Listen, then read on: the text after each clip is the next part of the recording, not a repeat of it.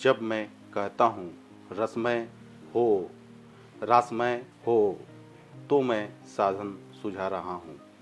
मैं यह कह रहा हूँ कैसे अपने दिए बनोगे। रोते रोते कोई अपना दिया नहीं बना। जो भी अपना दिया बना है वह एक अपूर्व नाच से भर गया है, तब दिया बना है।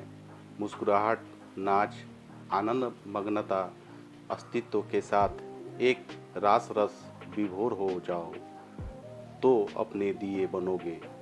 जो रस विभोर हैं, लेकिन जिसने होश का कोई प्रयास नहीं किया, उस दिए में तेल तो बहुत है लेकिन बाती नहीं है।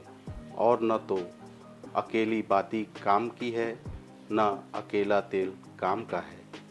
फिर बाती भी हो, तेल भी हो, और जिनसे प्रयास नहीं किया, चमत्कार नहीं रगड़ी, चकमक पत्थर नहीं रगड़ी, चित चकमक लागे नहीं, जिसने ज्योति नहीं जगाई सोई हुई, तो बाती भी पड़ी रहे, तेल भी पड़ा रहे। 3 चीज़ें चाहिए। दिया तो तुम हो, तुम्हारी देह तुम्हारा दिया है। तुमने एक मज़े की बात देखी, हमारी भाषा अनूठी भाषाओं में एक है। इसमें तेल का अर्थ तेल भी होता है और स्नेह भी होता है। स्नेह का अर्थ प्रेम भी होता है और तेल भी होता है। किसी ज्ञानी ने बात जोड़ दी मालूम होता है, किसी जागने वाले ने इस शब्द में रहस्य भर दिया। स्नेह में 2 अर्थ, तेल भी और प्रेम भी। शरीर तो तुम्हारे पास है, यह तो मिट्टी का दिया है, मिट्टी से बना है, मिट्टी में गिर जाएगा और मिल जाएगा। प्यारा है क्योंकि बिना दिए के तेल संभालोगे कहाँ। मिट्टी का है, मिट्टी का धन्यवाद करो, पृथ्वी का गुणगान करो, पृथ्वी की स्तुति करो। लेकिन अकेले दिए का क्या सार है। अकेले दिए को लिए अंधेरे में चलते रहो, क्या होगा। एक अंधा फकीर विदा हो रहा था अपने गुरु से। रात अंधेरी थी और उसने कहा कि रात अंधेरी है और जाने में मुझे डर लगता है। जंगल का रास्ता है, मैं अंधा आदमी, रात अंधेरी है। गुरु ने कहा, घबराओ नहीं, मैं एक दिया जला देता हूँ। यह दिया ले लो और चल पड़ो। गुरु ने दिया जला दिया, अंधे के हाथ में दे दिया, और अंधा जब सीढ़ियाँ उतर रहा था तब गुरु ने दिया फूंक कर बुझा दिया। अंधे ने कहा, यह भी खूब मजाक हुई, फिर जलाया ही क्यों था जब बुझाना था। गुरु ने कहा, तुम्हें याद दिलाने को, मेरा जलाया हुआ दिया बाहर के अंधेरे में तो काम आ जाएगा, मगर बाहर के अंधेरे को तोड़ना न तोड़ना सब बराबर है। भीतर के अंधेरे को तोड़ने में मेरा जलाया दिया काम नहीं आएगा। और खतरे वहाँ हैं, बाहर क्या है खतरा। खतरे तुम्हारे भीतर हैं।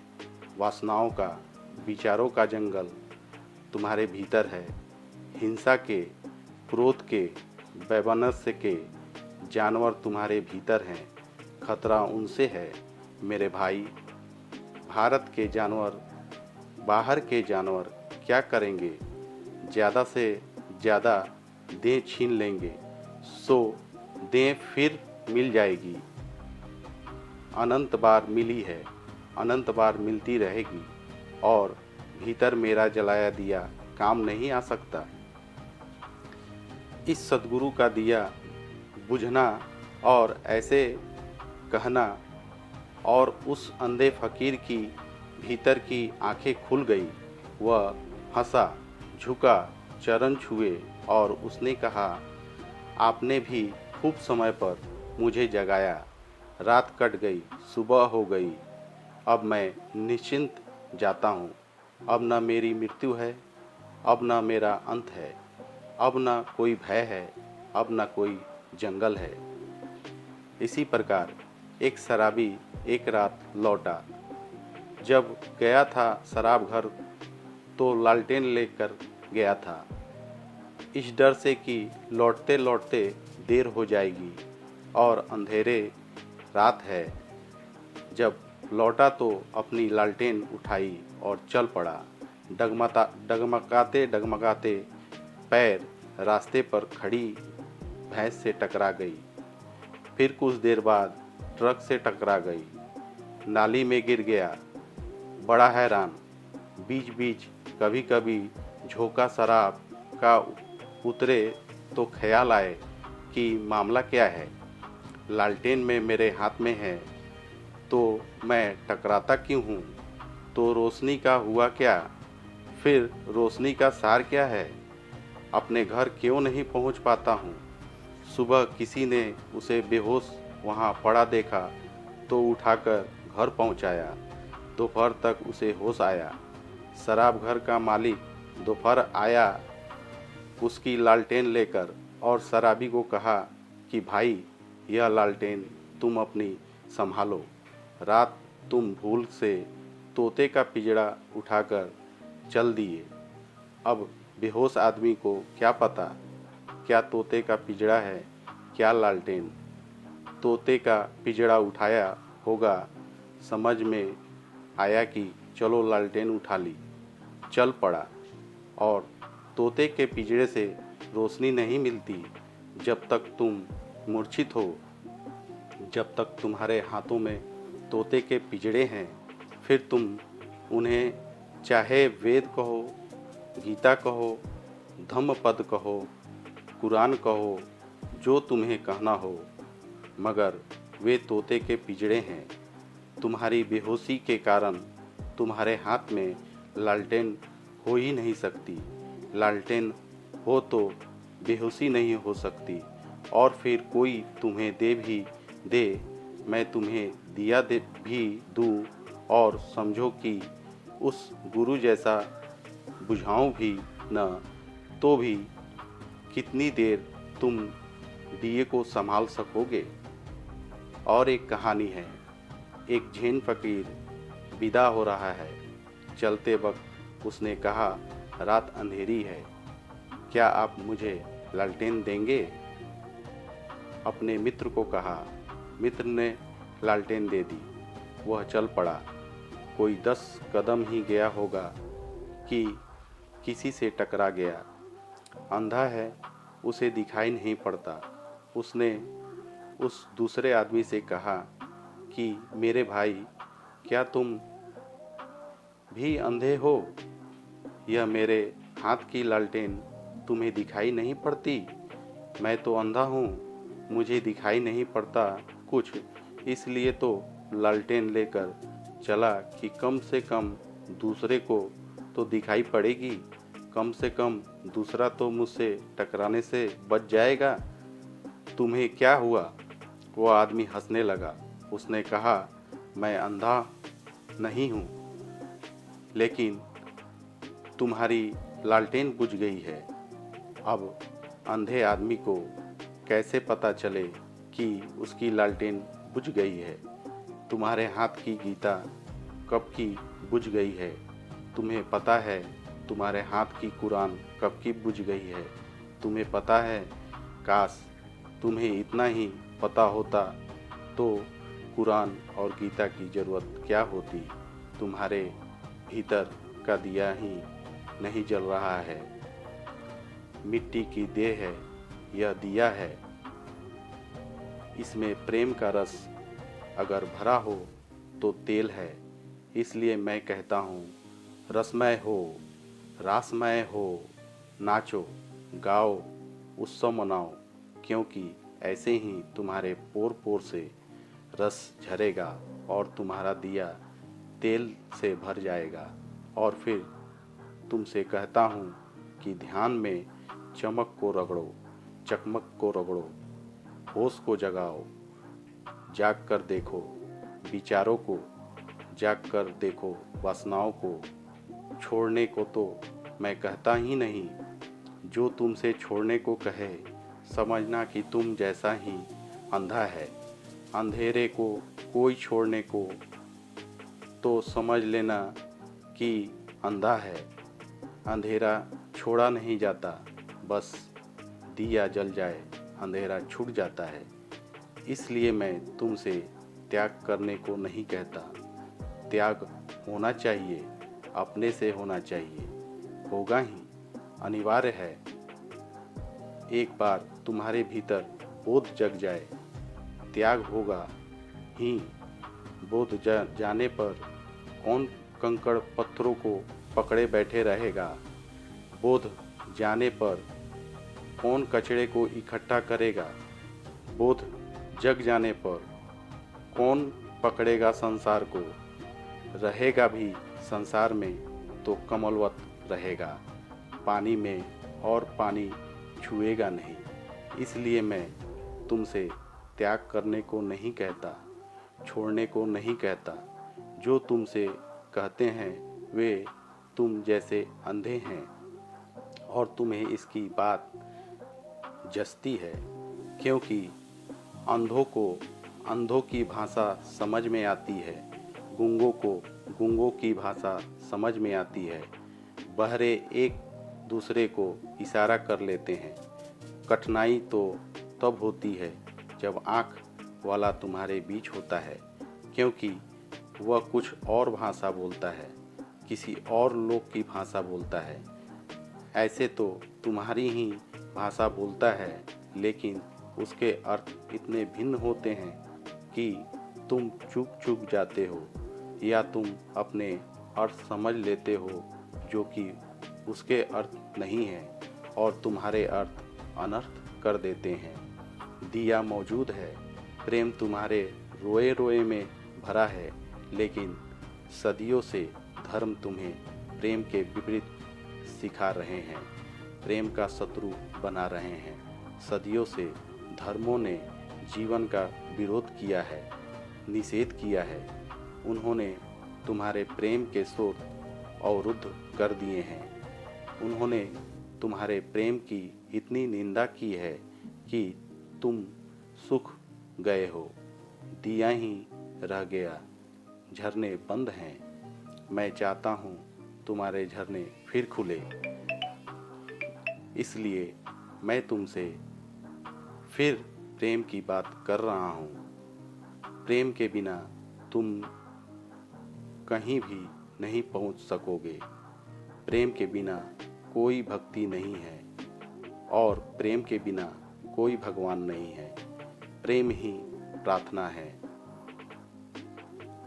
और प्रार्थना ही अंतिम अवस्था में परमात्मा का अनुभव बनती है। इसलिए प्रेम को पोर पोर रोए रोए से बहने दो, भरने दो तुम्हारे हृदय के दिए को, प्रेम से भर जाओ। इसलिए कहता हूँ, समय हो, रसमय हो। इसलिए निरंतर दोहराता हूँ, रसो वै सह, वह परमात्मा स्वरूप है, तुम ही रस रूप हो। इसलिए कहता हूँ, जीवन से भागो मत, जीवन के अवसर का उपयोग कर लो। नहीं कहता तुमसे पत्नी को छोड़ो, बल्कि कहता हूँ इतना प्रेम करो कि पत्नी में परमात्मा दिखाई पड़ने लगे। नहीं कहता पति को छोड़ो, इतना प्रेम करो कि पति में परमात्मा दिखाई पड़ने लगे। प्रेम जैसे गहरा होता है, वहीं परमात्मा की झलक आनी शुरू हो जाती है ही नहीं परमात्मा कुछ और सिवाय प्रेम की गहरी झलक के, प्रेम की गहरी लपट के। बच्चों को छोड़कर मत भागो, उनकी आँखों में झांको, वहाँ अभी परमात्मा ज़्यादा ताज़ा है, अभी वहाँ धूल नहीं जमी है, अभी बच्चे सूख नहीं गए हैं, अभी रसपूर्ण हैं। उनसे कुछ सीखो। बच्चों को सिखाओ ही मत, क्योंकि तुम सिखाओगे क्या? सिखाओगे धन पैसा जोड़ना, पद प्रतिष्ठा के लिए लड़ना, सिखाओगे ईर्ष्या वैमनस्य, सिखाओगे गणित, हिसाब, चालबाजिया, बच्चे को तुम सिखाओगे क्या? मुल्ला नसरुद्दीन ने अपने बच्चे से कहा कि बेटा, यह सीढ़ी रखी है, इस पर चढ़ जा। उसने कहा, क्यों पापा? नसरुद्दीन ने कहा, कुछ पाठ पढ़ाना है बेटा। किस बात का पाठ? बेटे ने पूछा। नसरुद्दीन ने कहा, राजनीति का पाठ पढ़ाना है।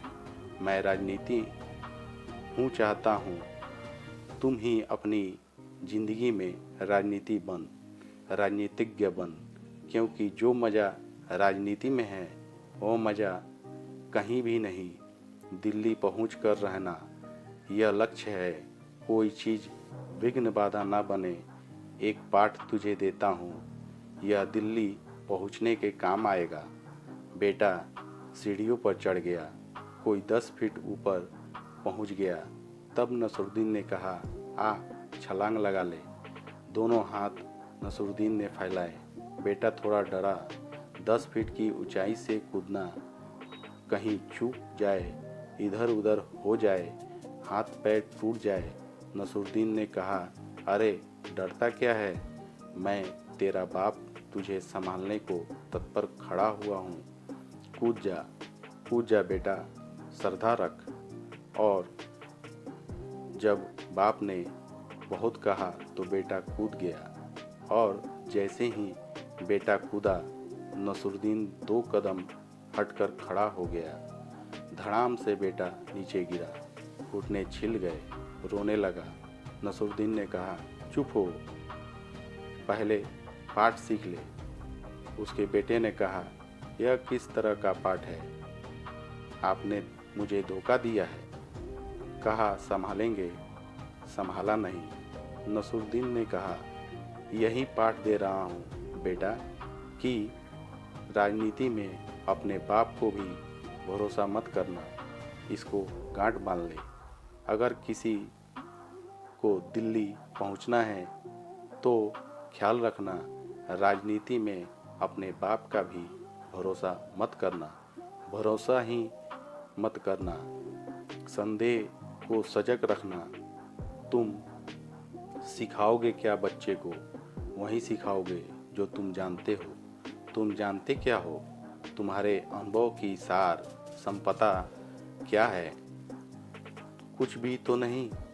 एक रिक्तता हो तुम, एक अर्थहीनता हो तुम। विषाद से भरी है तुम्हारी आंखें, थोथेपन से भरा है तुम्हारा हृदय। न जीवन में कुछ महान जाना, न विराट पहचाना। क्षुद्र ही तुम्हारा जीवन रहा है। समुद्र के किनारे शंख सिर्फ बीनते रहे। डुबकी तो मारी नहीं समुद्र में भय के कारण। मोती तो तलाशे नहीं, अपने को भरमाए रखा, किनारे पे ही रखा। नाव कभी छोड़ी ही नहीं, क्योंकि तूफान से भय थे और दूसरे किनारे का कोई भरोसा ना था। इसी कीचड़ में रहे। सिखाओगे क्या? बच्चे से खुद सीखो। अच्छी दुनिया होगी तो हम बच्चे को सिखाएंगे कम, उससे सीखेंगे ज़्यादा। और जो सिखाएंगे वे उसे सजग करके सिखाएंगे कि ये 2 कौड़ियों की बातें हैं। काम चलाऊ है, उपयोगी है, तेरी ज़िंदगी में रोटी रोजी कमाने में सहयोगी होगी। इनसे आजीविका मिल जाएगी, इनसे जीवन नहीं मिलता। और हम बच्चे से सीखेंगे जीवन, उसकी आंखों में झलकता हुआ प्रेम, आश्चर्यचकित विमुक्त भाव, बच्चे की अवाक हो जाने की क्षमता, छोटी छोटी चीज़ों से ध्यानमग्न हो जाने की कला। एक तितली के पीछे ही दौड़ पड़ा तो सारा जगत भूल जाता है, ऐसा उसका चित्त एकाग्र हो जाता है। एक फूल को ही देखता है तो ठिठका रह जाता है, भरोसा नहीं आता। इतना सौंदर्य भी इस जगत में हो सकता है। इसलिए तो बच्चे पूछे जाते हैं, प्रश्नों पर प्रश्न पूछे जाते हैं। थका देंगे तुम्हें, इतने प्रश्न पूछते हैं। उनके प्रश्नों का कोई अंत नहीं है, क्योंकि उनकी जिज्ञासा का कोई अंत नहीं है, उनकी मुमुक्षा का कोई अंत नहीं है। जानने की कैसी अभिप्सा है। अगर हम में समझ हो तो हम बच्चों से उनकी सरलता सीखेंगे, उनका प्रेम सीखेंगे, उनका निर्दोष भाव सीखेंगे, उनकी आश्चर्य विमुक्त होने की क्षमता और पात्रता सीखेंगे। तब शायद तुम्हारा हृदय भरने लगे एक नए रस से। तुम भी शायद नाच सको छोटे बच्चों के साथ, तुम भी शायद खेल सको छोटे बच्चे की भांति। तुम्हारे में भी एक लीला प्रकट हो। परमेश्वर लीलामय है। तुम भी थोड़े लीलामय हो जाओ तो ही उनकी भाषा समझ में आए, उससे सेतु बने, उससे थोड़ा संबंध जुड़े, उससे थोड़ी गांठ बंधे। इसलिए कहता हूँ रसमय हो अर्थात प्रेम हो, प्रीतिमय हो। इसलिए कहता हूँ रासमय हो। चांद तारे नाच रहे हैं, पशु पक्षी नाच रहे हैं, पृथ्वी ग्रह उपग्रह नाच रहे हैं, सारा अस्तित्व नाच रहा है। एक तुम क्यों खड़े हो उदास, क्यों अलग थलग हो, क्यों अपने को अजनबी बना रखा है, क्यों तोड़ लिया है अपने को इस विराट अस्तित्व से, किस अहंकार में अकड़े हो, कैसी जड़ता अर्पित हो अस्तित्व से गलहिया लो, अस्तित्व को आलिंगन करो, नाचो उसके साथ। जब मेघ घिरे और मोर नाचने लगे तब बैठकर अखबार मत पढ़ते रहो, और जब दूर जंगल में कोई चरवाहा अलगोजा बजाने लगे तो तुम्हारे भीतर कुछ नहीं बसता, कुछ बसता ही नहीं। तुम जीवित हो या मर गए हो, यह कैसा जीवन है। जब कोई तार छेड़ देता है सितार के, तुम्हारे हृदय तंत्री में कुछ नहीं छिड़ता, तुम वैसे ही खड़े रह जाते हो, रूखे सूखे दूर दूर। थोड़े काव्यमय हो, थोड़े संगीतमय हो, थोड़े उत्सवमय हो। इसे मैं धर्म कहता हूँ। धर्म की मेरी परिभाषा उत्सव, धर्म की मेरी परिभाषा आनंद की क्षमता। मैं नहीं कहता कि धर्म की परिभाषा में ईश्वर की मान्यता जरूरी है, नहीं है, बिल्कुल जरूरी नहीं है। ईश्वर तो धर्म का अंतिम अनुभव है, उसका हम प्राथमिक जरूर जैसे बना सकते हैं, वह तो निष्कर्ष है। और लोग ऐसे अजीब हैं कि निष्कर्ष को पहले ही कहते हैं मानो, कहते हैं ईश्वर को मान कर चलो तो तुम धार्मिक हो। मैं कहता हूँ तुम धार्मिक हो, मैं कहता हूँ तुम धार्मिक हो तो एक दिन ईश्वर प्रकट होगा और तुम्हें मानना ही होगा। मैं कहता हूँ नास्तिक हो, चलेगा, चल पड़ो। आस्तिक आए, नास्तिक आए, मानने वाले आए, न मानने वाले आए, मानने न मानने से कोई भेद नहीं पड़ता। अप्रासंगिक है यह बात। यह तो अंतिम निष्कर्ष में जब प्रकट होता है विराट, तो क्या करोगे? उस वक्त अपनी आस्तिकता बचाओ, उस वक्त अपने क्षुद्र कोने कांतर में छिपे हुए व्यर्थ के सिद्धांत बचाओ। जब आकाश तुम पर टूट पड़ेगा तो तुम्हारे आंगन को कहाँ बचाओगे? जब सागर तुम्हें खोजता चला आएगा तो अपनी बूंद को बचकर भागोगे कहाँ? नहीं कोई भाग सकता फिर भी, लेकिन लोग कहते हैं पहले ईश्वर को मानो।